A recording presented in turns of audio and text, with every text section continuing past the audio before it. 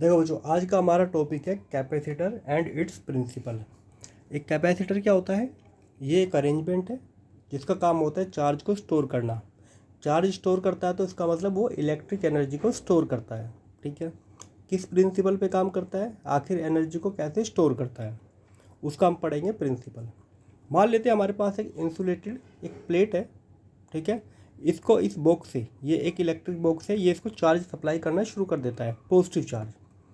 अब क्या होगा, जैसे जैसे इसको हम चार्ज सप्लाई करेंगे इसका पोटेंशियल बढ़ता रहेगा। अब क्या होगा कि जैसे हम इसको चार्ज सप्लाई करेंगे तो रिपल्शन होना भी शुरू हो जाएगा। तो हर बार हमको पहले से ज़्यादा वर्क करना पड़ेगा इस पे, इसको चार्ज को देने के लिए, क्योंकि यहाँ पे रिपल्शन होना शुरू हो जाएगा। तो एक मैक्सिमम वैल्यू पहुँच जाएगी। उस मैक्सिमम वैल्यू पे फिर इसको और एक्स्ट्रा चार्ज देना पॉसिबल नहीं हो पाएगा। जितना चार्ज हम देंगे वो इससे लीक हो जाएगा। ठीक है, तो लीकेज को बचाने के लिए हम क्या करेंगे, हम एक दूसरी प्लेट जो कि बिल्कुल न्यूट्रल प्लेट है, इस प्लेट के पास लेके आते हैं। अब क्या होगा, इस पे चार्ज इंड्यूस होना शुरू हो जाएगा, इधर नेगेटिव इस तरफ पॉजिटिव। अब क्या होता है कि जब ये बॉडी इंडक्शन हो रहा है तो ये इसके पोटेंशियल को ड्रॉप करती है। अपोजिट चार्ज हमेशा पोटेंशियल को ड्रॉप करती है। तो जो बी का नेगेटिव पार्ट है वो ए के पोटेंशियल को क्या करेगा, ड्रॉप करेगा। और बी का जो पॉजिटिव पार्ट है, जो पॉजिटिव चार्ज है, वो ए के पोटेंशियल को बढ़ाएगा। पर ओवरऑल जो देखा जाए, क्योंकि ये चार्ज पास में है तो ये इसके पोटेंशियल को ज़्यादा कम करेगा और जितना ये इसको इंक्रीज़ करेगा। तो ओवरऑल जो वैल्यू होगी, जो पोटेंशियल ड्रॉप हो रहा है नेगेटिव चार्ज की वजह से, वो ज़्यादा हो रहा है as compare to positive charge की वजह से। तो देखा जाए तो ओवरऑल जो पोटेंशियल है ए का, इस प्लेट का पोटेंशियल ओवरऑल ड्रॉप हो जाता है। पर ये भी एक मैक्सिमम वैल्यू तक पहुंचेगा। अगर एक हमारी प्लेट पूरी तरह इंडक्शन इसमें हो गया है और आगे इंडक्शन होने की कोई चांस नहीं है, तो ये एक मैक्सिमम वैल्यू तक पहुंच जाएगा। उसके बाद क्या होगा, उसके बाद हम क्या करेंगे, बी प्लेट को अर्थ कर देते हैं। अर्थ करने से क्या होगा, इसका जो पॉजिटिव चार्ज है वो अर्थ में चला जाएगा, सिर्फ बचेगा नेगेटिव चार्ज।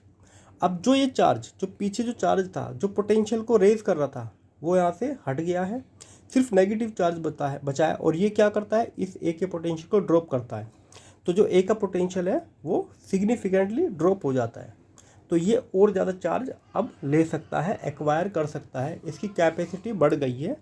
ठीक है, अब इसका प्रिंसिपल हमको क्या कहता है, capacitance of an insulated conductor.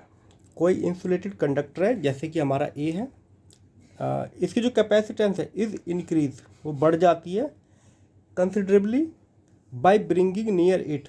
इसके पास हम जब लाते हैं एक अनचार्ज अर्थ कंडक्टर, जब एक अनचार्ज अर्थ कंडक्टर इस प्लेट के पास लाते हैं तो इसकी कैपेसिटी बढ़ जाती है। ठीक है, पहले मान लेते इसकी 1 माइक्रोफैरड है, तो 1, अगर हम इस प्लेट को लाएंगे तो 1 से ज़्यादा इसकी कैपेसिटी हो जाएगी। ठीक है, ये सिर्फ एग्जांपल के लिए था। तो कैपेसिटर इसी प्रिंसिपल पे काम करता है। ठीक है, तो अगर किसी की हमको कैपेसिटी हमको बढ़ानी है किसी कैपेसिटर की, तो उसके पास हम क्या करेंगे, एक प्लेट लेके आएंगे जो अनचार्ज होगी और जिसका एक पार्ट अर्थ किया होगा। ठीक है बच्चों, अच्छा, इनके बीच में जो होता है वो एक डाइलेक्ट्रिक होता है, को मटेरियल भी हो सकता है, वो हम आगे पढ़ेंगे। ठीक है, एयर भी हो सकती है, वैक्यूम भी हो सकता है, या कोई डाइलेक्ट्रिक मीडियम भी हो सकता है। उनके होने से कैपेसिटी पे क्या फ़र्क पड़ेगा वो हम आगे पढ़ेंगे। दूसरा, इनकी कैपेसिटी किस चीज़ पे डिपेंड करती है, ये तो हमको पता है कि चलो कैपेसिटी बढ़ गई है, पर कैपेसिटी डिपेंड किस चीज़ पे करती है, क्या प्लेट के एरिया पे डिपेंड करती है, इन दोनों प्लेट के बीच में डिस्टेंस हो उस पर डिपेंड करती है, और किस चीज़ पे डिपेंड करती है वो हम पढ़ेंगे अपनी अगली वीडियो में। ठीक है बच्चों, तो अब मिलते हैं अगली वीडियो में। कोई डाउट वगैरह हो तो आप कमेंट में पूछ सकते हैं।